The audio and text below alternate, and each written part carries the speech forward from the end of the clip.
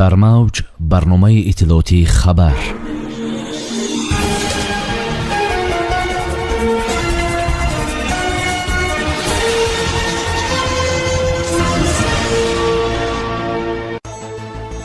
тоҷикистон барои расидан ба сулҳ аз афғонистон пуштибонӣ мекунад.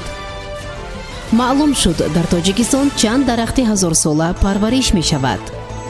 аз русия ба тоҷикистон барои истеҳсоли дору оҳуи холдор оварда шудааст. русия 20 000 муҳоҷири тоҷикро интизор аст, аз изҳороти Песков то дархости ҳукумати Москав. бо шарҳи пурраи хабарҳо бо шумо ҳастам Юниса Тамоева. салом. президенти ҷумҳурии тоҷикистон муҳтарам Эмомалӣ Раҳмон таъкид карданд ки ҷумҳурии тоҷикистон аз ҳукумати Афғонистон дар доираи талошҳо ҷиҳати истиқрори сулҳ ҳамеша пуштибонӣ мекарданд ва дар ин мавқеъ минбаъд низ устувор хоҳад монд. президенти мамлакат муҳтарам Эмомалӣ Раҳмон бо президенти ҷумҳурии исломии Афғонистон Муҳаммад Ашраф Ғанӣ телефонӣ суҳбат карданд. бино ба гузориши котиботи президенти мамлакат, зимни суҳбат ҷонибҳо дар бораи мавзӯоти мубрами байналмилаливу минтақавӣ табодули назар карданд. аз ҷумла ба раванди сулҳи байни афғонӣ ва дар ин замина пайдо намудани роҳҳои самараноки истиқрори сулҳу суботи сартосарӣ дар Афғонистон таваҷҷӯҳи хос зоҳир карда шуд. роҳбари давлат муҳтарам Эмомалӣ Раҳмон таъкид карданд ки Тоҷикистон аз ҳукумати Афғонистон дар доираи талошҳои пайвастаи он ҷиҳати истиқрори сулҳу субот ва босозии кишвар ҳамеша пуштибонӣ мекарданд ва дар ин мавқеъ минбаъд низ устувор хоҳанд монд. ҳамчунин ҷонибҳо алоқамандии худро ҷиҳати таҳкиму тавсеяи минбаъдаи равобити судманди дуҷониба дар самтҳои гуногуни мавриди таваҷҷӯҳи тарафайн аз ҷумла дар соҳаҳои иқтисоду тиҷорат ва иҷтимоиёт иброз намуданд.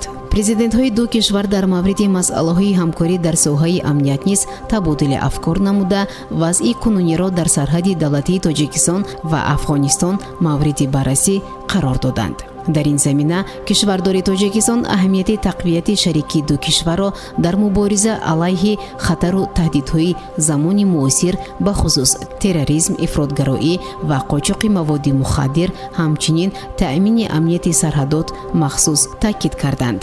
дар идомаи суҳбат ҷонибҳо масъалаи баргузории конфронси нӯҳуми вазирони корҳои хориҷии қалби Осиё раванди Истанбулро баррасӣ карда, ҷиҳати доир намудани ин ҳамоиш дар охири марти соли ҷорӣ дар шаҳри Душанбе таҳти ҳамраисии Тоҷикистон ва Афғонистон ба мувофиқа расиданд. дар Тоҷикистон дарахтоне парвариш мешаванд ки беш аз 1000 сол умр доранд. дар ин бора Давлат Алӣ Шарипов, сардори раёсати ҷангали агентии ҷангали Тоҷикистон, дар нишасти иттилоотӣ ибрози андеша кард.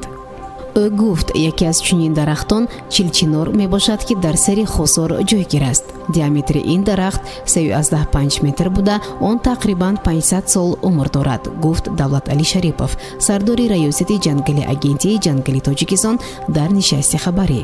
ӯ афзуд, ба дарахтони нодир ки беш аз 1000 сол доранд арчаи зарафшонӣ, арчаи туркистонӣ, арчаи нимдавршакл ва ғайраҳо дохил мешаванд. ба дарахтоне ки зиёда аз 500 сол умр мебинанд писта, чинор, дойлона, чормағз ва ғайраҳо дохил мешаванд. сину соли дарахтон тақрибан муайян карда мешавад. мо онро аз рӯи буркат муайян мекунем. чун иқлими Тоҷикистон сахт аст, соле мешавад ки диаметри дарахт танҳо 1 сантиметр ё ҳамагӣ чанд миллиметр калон мешавад, таъкид кард намояндаи ин ниҳод. ба гуфтаи ӯ, чунин дарахтон таҳти назорати агентии ҷангали Тоҷикистон қарор дошта, дар китоби дарахтони 1000-солаи Тоҷикистон номбар шудаанд. тибқи иттилои агентии ҷангали Тоҷикистон, дар ҳоли ҳозир дар кишвар 350 дарахт ҳаст ки беш аз 1000 сол умр дорад. Давлат Алӣ Шарипов, сардори раёсати агентии хоҷагии ҷангали назди ҳукумати ҷумҳурии Тоҷикистон, дар нишасти матбуотӣ изҳор дошт, саршумори оҳуи холдор яъне русиягӣ дар Тоҷикистон ба 302 сар расонида шудааст. ин навъи оҳуро агентии хоҷагии ҷангали назди ҳукумати ҷумҳурии Тоҷикистон дар фермаи оҳупарварии худ нигоҳ медорад ки соли 1976 таъсис дода шуда буд. ин навъи оҳу барои истеҳсоли дорӯи пантакрин истифода мешавад, гуфтанд масъулини ин ниҳод. ба гуфти масъулини агентии хоҷагии ҷангали назди ҳукумати ҷумҳурии Тоҷикистон, дар Тоҷикистон оҳуи навъи бухороӣ парвариш мешавад ки барои бештар кардани саршумори ин навъи оҳу моҳи декабри соли 2020 аз ҷониби президенти мамлакат 1154 гектар замини иловагӣ ҷудо карда шуд. ба гузориши ӯ оҳуи холдор ки аз Русия оварда шудааст дар фермаи Қаратоғ парвариш мешавад ва шумораи он ба 302 сар расонида шудааст. русия омода аст ки аз тоҷикистон 20 000 муҳоҷирро қабул кунад, хабар медиҳад РИА Новости дар истинод ба муовини вазири муҳоҷирати Тоҷикистон Шаҳноза Нодирӣ.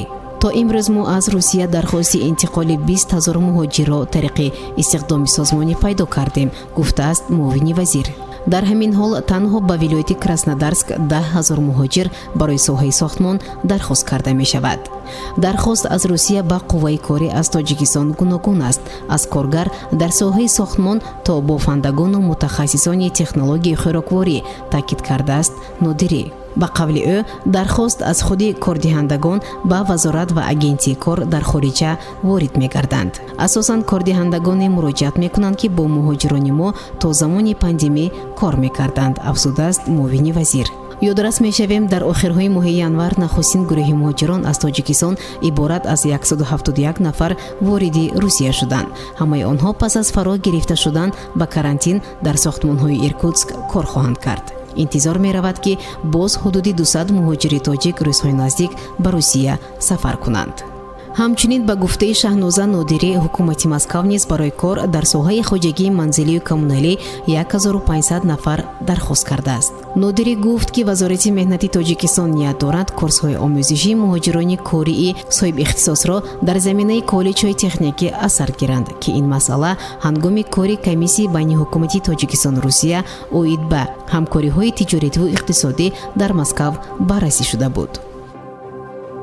шунавандагони гиромӣ, дар ҳаминҷо барномаи иттилоотии хабар ба поён мерасад. барои ҳар яки шумо таҳнисиятиву хонаободиро хоҳонем. хайр. барномаи иттилоотии хабар аз рӯйдодҳои Тоҷикистон, минтақа ва ҷаҳон огоҳ бош.